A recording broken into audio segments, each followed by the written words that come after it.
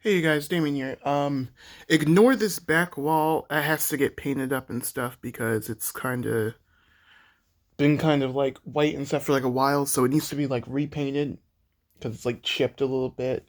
Um, and I don't really have anywhere else in this house to really properly record, so this is just what's gonna be here. Um, I recorded this video previously and I never released it because I felt like it was just all over the place and I couldn't get nothing done. On top of that, I would sorry, I recorded it while I was at work and people kept interrupting me.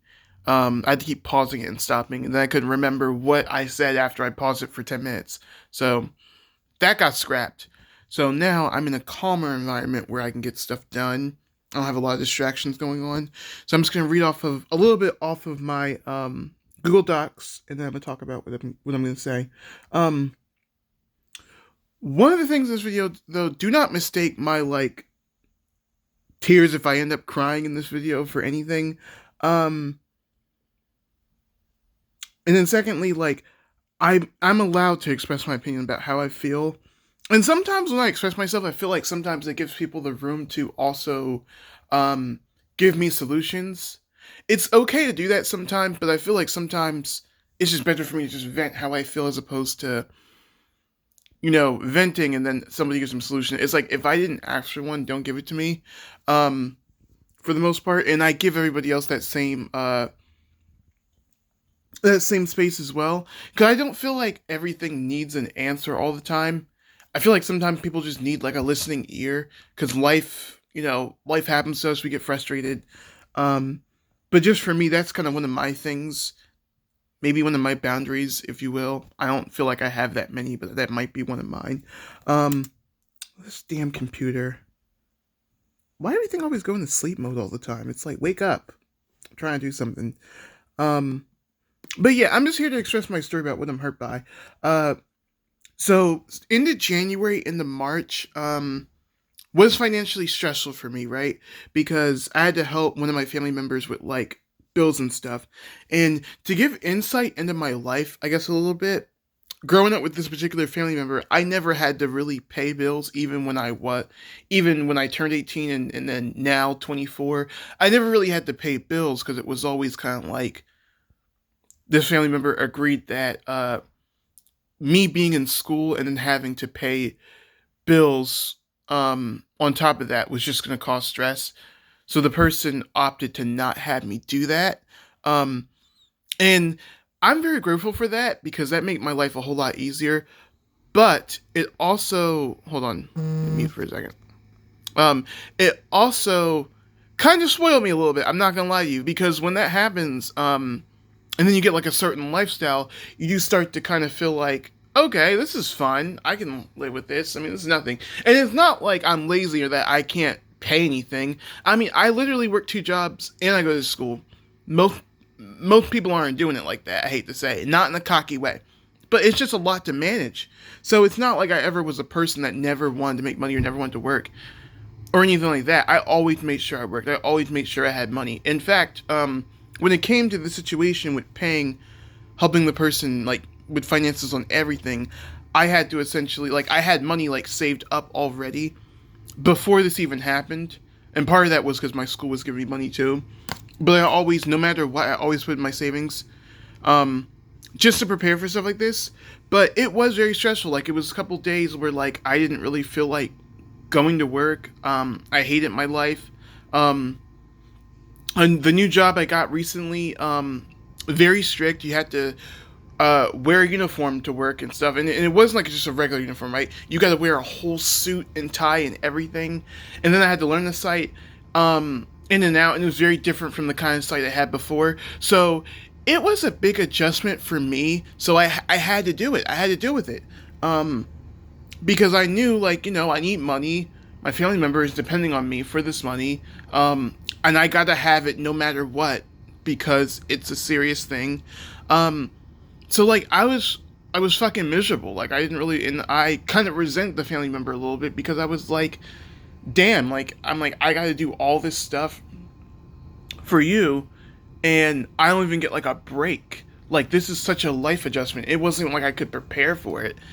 And there was a couple times it was like I want to get food for the family member because here's the thing, right? Jamaican food or getting certain kinds of foods gets very expensive, and I'm a person, I eat out a lot because I'm very busy. I don't really have time to like sit and cook. It's not that I can't cook, I just don't have time to sit and cook. So it was like when I got food, I would try to sneak it in the house for myself. I know it's not the best thing like for people to hear, but that's just the reality. Like I'm I'm naturally a person where like I just like doing things for myself.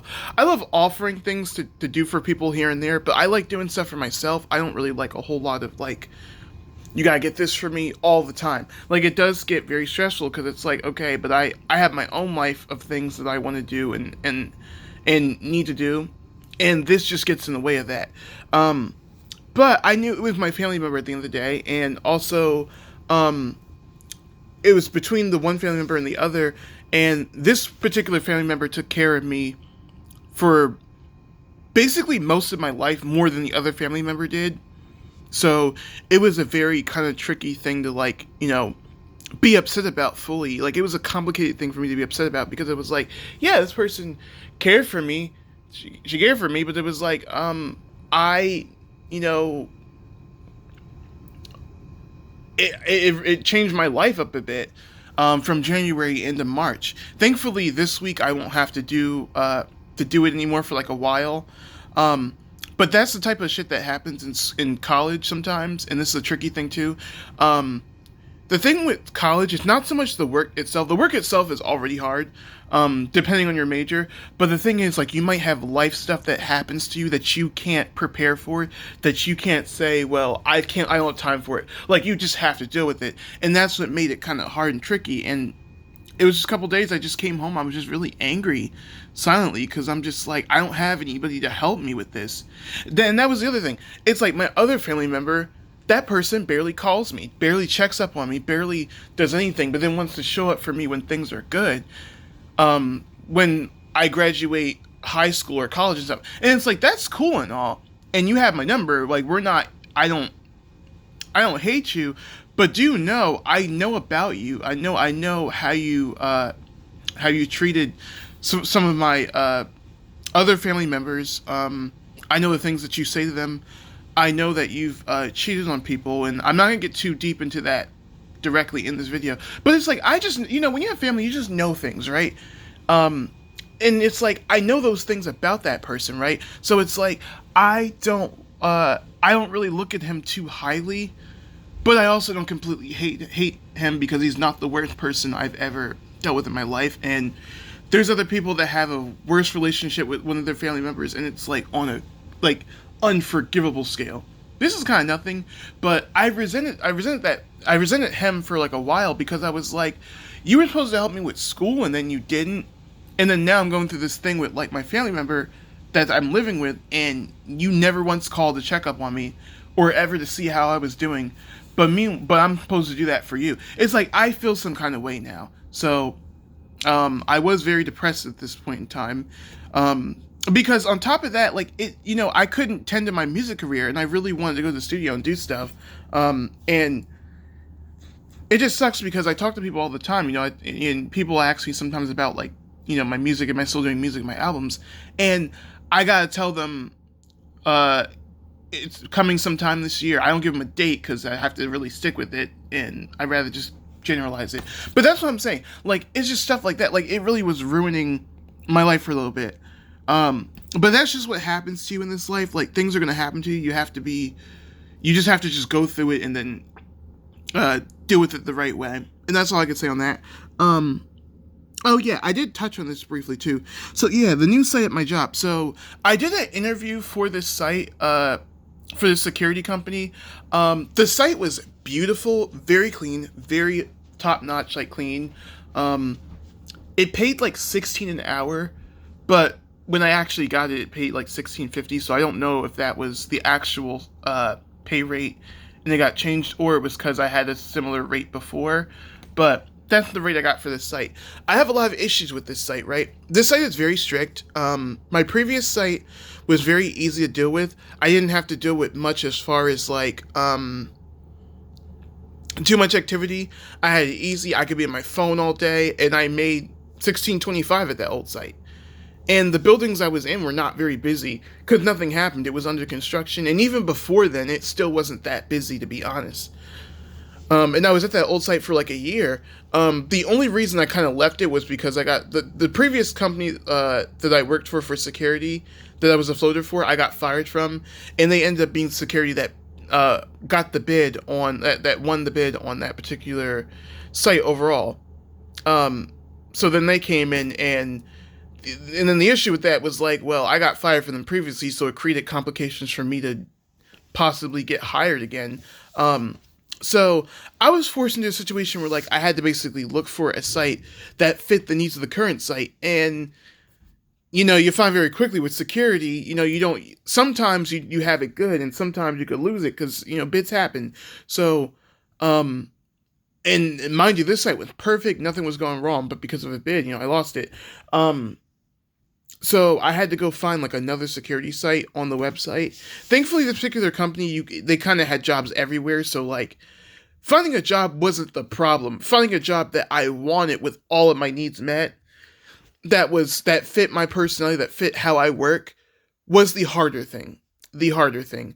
Um and along with like trying to get the right pay, because the thing with these security sites, you don't know how they work, you don't know what they're like, and you could ask the questions in the interviews, but you won't know about the job until you're there. So once you kind of get the job, when you're there, that's when you start to know. That's when you're like, oh yeah, my manager never responds to my text messages, even on the clock, even when it's something simple like, hey, how do I get my payroll done, how what do I need to do to get a certain document in on time. Hey, can you help me figure out how to use the fire alarms or something? Those are just generic questions. I'm not saying I asked those, but I'm just saying those are examples. It's like, you don't really know all that shit till you do the job, right? So what ends up happening is that a lot of people will get these security sites. They'll interview with the account manager or the supervisor, the shift supervisor, and they get screwed over, and then they end up getting fired. And it's like, I don't want that to be me. This particular company pays weekly. It's hard to find jobs that pay weekly as is. And I really don't want that to be me. But yeah, this site is very strict. They're really strict about the uniform. They don't even give you a clip-on tie. You have to actually learn to tie that shit. Actually tie a tie. I don't know how to tie a tie, okay? All my life, I've never really had to wear formal wear like that. So to have to learn how to tie a tie this one time was very, I'm not gonna lie to you, it was humiliating for me, because as a man, especially sometimes, like, it's just stuff that like you feel like you're supposed to know, and like I didn't really know it, so it was very awkward learning how to tie a tie. And then it's like they want you to be so neat. I'm not saying that I can't be neat, but when it's all that you have to do, when it's so much pressure on you to look a certain way, to be a certain way, that should be ruining your mental health. And it's like, at that old site, I'm telling you, I never had that issue. Yeah, every now and then my account manager would be like, "Oh, make sure you tuck your shirt in." That was nothing. That shit got on my nerves, right? But that was nothing. I'm telling you, I had it good. I had it really good, really good. And I wish I could get that site back, but things happen in life, so I can't. As of now, I don't know if I'll get it back. I'm in the works of it, but I don't know if I'll get it back, right? But it was like, it's stuff like that, I had it good, and then it's like I lost it. But then another thing, I mean, the building, it was a lot of information I had to learn. I mean, there was a specific way I had to learn how to do tours. My previous building, I was a security concierge. I never had to get up and do tours. I sat at the desk, and that was all I did. Yeah, I might have had to do an incident report like here and there, but it was very seldomly. It was such an easy building, I'm telling you. Like, when you work at these places sometimes and you have it easy like that, you do not want to give it up. So it's like, to go to a building like this, I mean, it was very stressful. I had training for these buildings. I had to stand up almost all day. They even took chairs away too. That was another thing. They took chairs away from us because somebody messed up on like a test or something, because they had somebody come down and test to see like, what was it? Like they tried to test somebody to see how they would ID a person up, and they ID'd them the wrong way. They sent them up and then they didn't call, so then they took the chairs away and had people stand the whole day. I'm like, that's not what I agreed to, because in the interview I asked the supervisor. Now, it wasn't her fault. She's a shift supervisor. She didn't get the final say on that. She's like probably like a level 1, and the director that came up with that is like level 3, so that wasn't even her fault at all. That wouldn't have been her decision. But They took the chairs away. And mind you, this is a union site. My previous site was union. I would have never expected a union site to ever go through nothing like that. To ever even think of putting something like that. Um, but it's like those are the things you don't know about. And mind you, that happened after I interviewed. Like the day after I did or 3 days after I did that interview, it was like, or I think it was 2 or 3 days. Because it was like a Wednesday I interviewed, then Friday, that crap happened, right? So that's how that went. It was like it happened, and it's like I already did the interview. I wasn't even an employee yet, so it was like for that to go on and then that to happen was just blew my mind. But they recently brought the chairs back, so they're back. But they're not like office chairs though. They're like high chairs where like you have to kind of bend over and then type on the laptop. It's uncomfortable. It's very uncomfortable. But another thing I also found out too, well, I got into that, the tours. Yeah, so you have to go all these steps. You got to get up and turn stuff off. It's not, that's what I'm saying. It's not simple like you just lock a door and that's it. It's done for the night. Like, no, you got to get up, turn on a fireplace, turn on the TV, do all this stuff. And I'm like, I'm doing all this for 16.50 an hour. I mean, this is not what I signed up for. This is not the pay rate that I should be making 20 an hour if I'm doing this. And quite honestly, to be honest with you, I don't even think that's enough. So I gotta get up and turn off fireplaces at a certain time. It's easy stuff, but like it's a lot of work to be doing.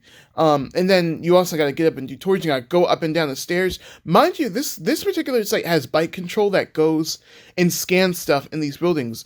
Why not have bike control go and do the tours like on the stairwells? Why do we as the concierge, like we're supposed to be these beautiful faces that you want us to look good for? I mean, that you want us to look good for on the front line and watch everything that's going on. But mind you, we're walking around doing tours. I'm like, I'm doing all that in a suit and tie and dress shoes. That's not sexy. And I would probably look a mess at the end because I'd probably be sweating my ass off. So I'm like, that doesn't look good at all. That's not a good look. I don't make no sense. This is a concierge job. Why the fuck am I going upstairs, going downstairs, scanning points? It's like I don't need to be doing that. Like that's what you have bike control for. You have them do that shit. Why do you have us doing it? It's like you make it more work for no reason. The management sucks. Management fucking sucks. At this site. And then there was like the one day, it was like a Wednesday. I mean, I was basically pretty much quiet the whole day for the most part. I was quiet and nervous.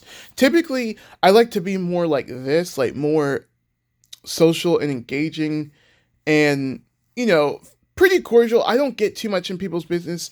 I don't really exchange numbers like that. Every now and then I will. If they ask, I let them ask me. I don't go out of my way to really do it most of the time because knowing me and my sexuality, especially with other men, I don't want them to take it the wrong way. But that's how I be approaching it. So it's like, I can handle being cordial like that. But to that particular day, I was very silent and I was trying to, take in everything. And there was a lot of information to be taken in. And I was very anxious. Like, I kind of felt like, damn, like, I don't know if I'm even going to take all this in enough time, for this job. But I really was doing my best and I did it. But what was more uncomfortable is that my boss was right next to me the entire day. And granted, she's not a bad person. She just does what she needs to do for a job. She did warn me about how strict the site was, low key. And then she also, even the supervisor did too. But my boss, she warned me too. And you can't even drink or eat at the desk, which I can understand. But not even on overnight, you can't even do it. I'm like, that's so weird. Like that's so strict, and it's like I don't like that kind of stuff in my work environment. Like I wouldn't be able to have autonomy to do what I want to some degree. I don't expect the job to tell me like, you can do your job whenever you want. That's not what I'm saying. Like there's gonna be sometimes like you have a deadline, you gotta meet it, right? But it's like to have all these rules, like that's just not my style. That's not how I like to operate. I can operate in it, but like long term, no, I'm gonna hate it. I'm gonna hate working there, and I'm probably gonna get fired because I'm gonna be like, I don't want to do this shit. I'm out. So that's the stuff I had to deal with. But it's like, you can't even drink it. It's like she had to go behind a wall away from the desk and drink. And that's some weird shit. It's like, why do I gotta do that? Like, why can't I just be a human and drink at the desk? Like, I'm over here working a shift for your ass. You don't know what I got going on in my life. I could have 5 kids, 10 kids, whatever, 2 baby mamas, and I gotta pay lots of things. Like, you don't know what I got going on in my life. And these sites sometimes, it's like, it's just a lot that, like, that they can do to you, and you can't do nothing about it. And I hate that shit so much. But yeah, that day was uncomfortable. I couldn't laugh loud. I couldn't nothing because the first day I came there, like, for training the week before, I think I laughed or something. Like, I laughed loud or something like that. And she was like, "Oh, don't laugh like that. Your voice echoes in this lobby." And then it's like, "Oh, don't cross your arms because you want to look approachable." It's like that shit starts to get to me. Like, it doesn't sound like a big deal, right? But that shit starts to get to you. Like, you're kind of like, "Well, damn, I can't be myself. What the fuck?" Like, this is not who I am. This is not being true to me. Like, this is just not my personality by default. Like, I cross my arms, I do human shit. I'm like, I'm not even in a bad mood. In fact, I was excited because I'm like getting my job, but now I'm like, I don't even know if I even want the fucking thing. Um, the only positive thing that I can say that comes out of this is that there's 8 other buildings in addition to this one. And this particular building runs on like the 4 to 12, 8 to 4 type schedule. I don't like that schedule because it makes it hard to get home on public services. But the 7 to 3 through 11 is more like my thing. But it's like, this building freaking sucks. But there's 8 other buildings, and I asked Bike Control about what the best buildings were, and he told me. So I'm like, I'm gonna hopefully try to work at those more. But that's what I'm saying. Like, it's just a lot of stuff, and I'm so glad that they have that where you can work at the other buildings.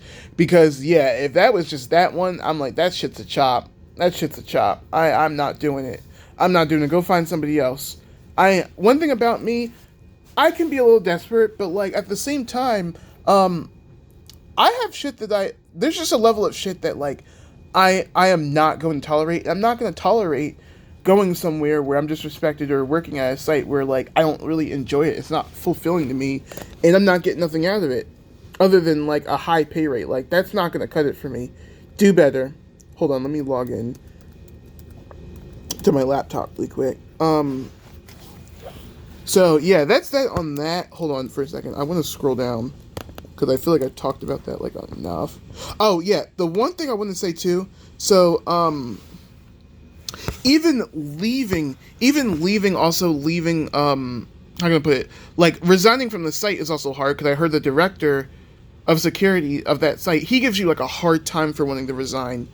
Like, it was one girl, she tried to resign. I found it from somebody, and it was like it took them 2 months for her to like actually resign. I'm like, that's really fucked up. You don't do that to somebody at all.